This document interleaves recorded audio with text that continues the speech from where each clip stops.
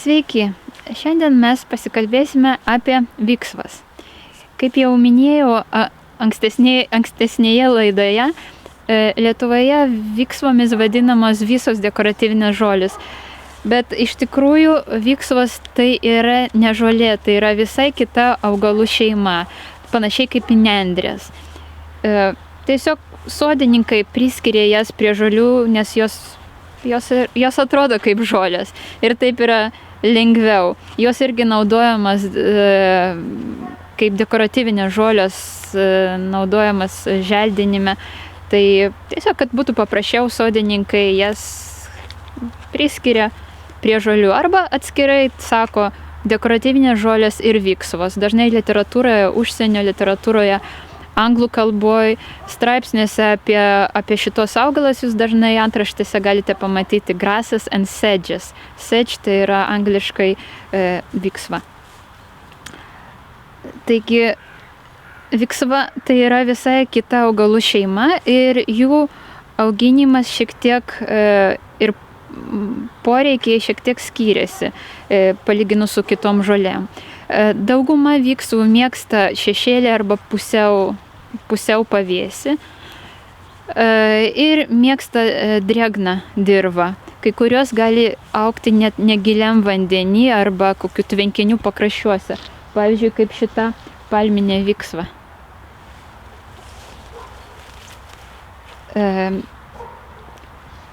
Viksvos yra augalai, kurie linkę plysti.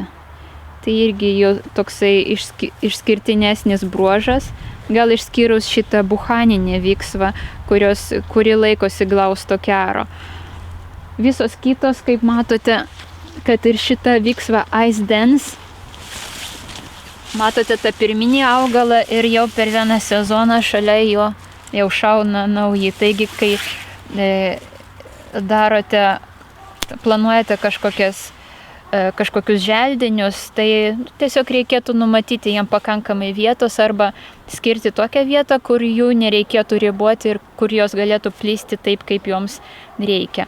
Konkrečiai šitą viksvą Ice Dance dažnai sodina po medžiais, ten, kur yra pavėsis, tiesiog, kad užpildyti tą tuščią plotą. Kaip jau minėjau, palminė viksva dažnai sodinama negiliam vandenį prie tvenkinukose prie namų. Kita viksva Evergold sodinama lysvių pakraščiuose, nes ji yra mažo ūgio. Dažnai sodinama konteineriuose, vazonuose kartu su kitais augalais. Kas liečia tokius augalus, kurių lapai, kaip mato, turi geltoną arba baltą platų dryžių.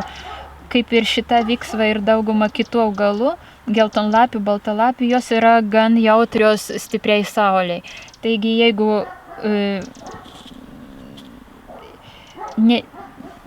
kad ir drėgna žemė, bet jas nereikėtų sodinti ten, kur gali, ta prasme, jeigu neturite sąlygų pasodinti pavėsyje ir sodinate saulėto vietoje, tai bent jau nepamirškite pakankamai laistyti, nes kitaip eina ant lapų atsiranda nudegimai ir jį tiesiog jau netenka savo išvaizdos.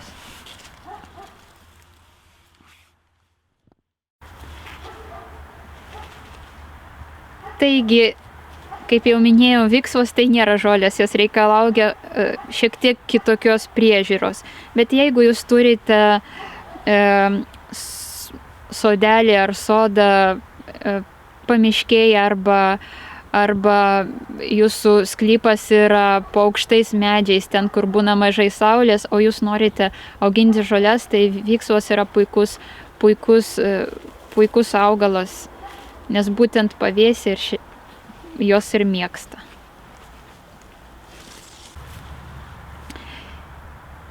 Kas liečia viksvų sodinimą, auginimą? Sodiname panašiai kaip kitas žolės. Kaip ir sakiau, numatome atitinkamą vietą, kad tai būtų drėgna dirva, kad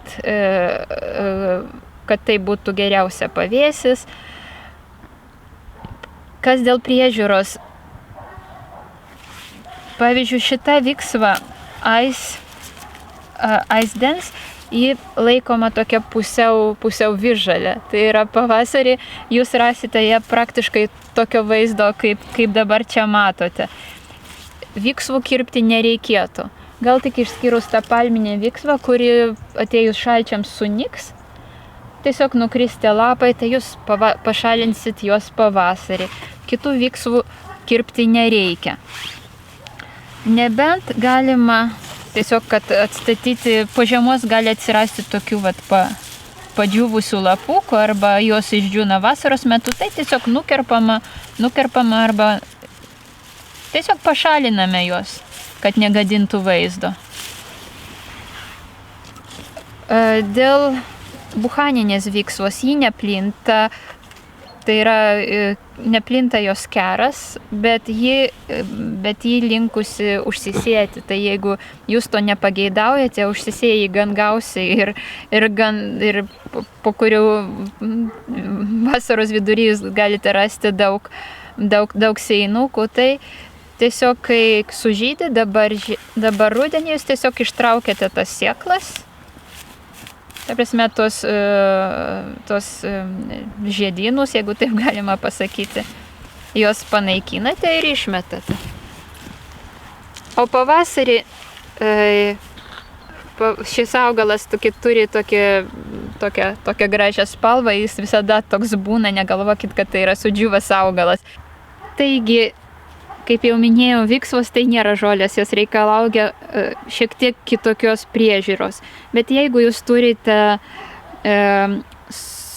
sodelį ar sodą pamiškėje arba jūsų sklypas yra po aukštais medžiais, ten, kur būna mažai saulės, o jūs norite auginti žolės, tai viksvos yra puikus augalas, nes būtent pavėsį jos ir mėgsta.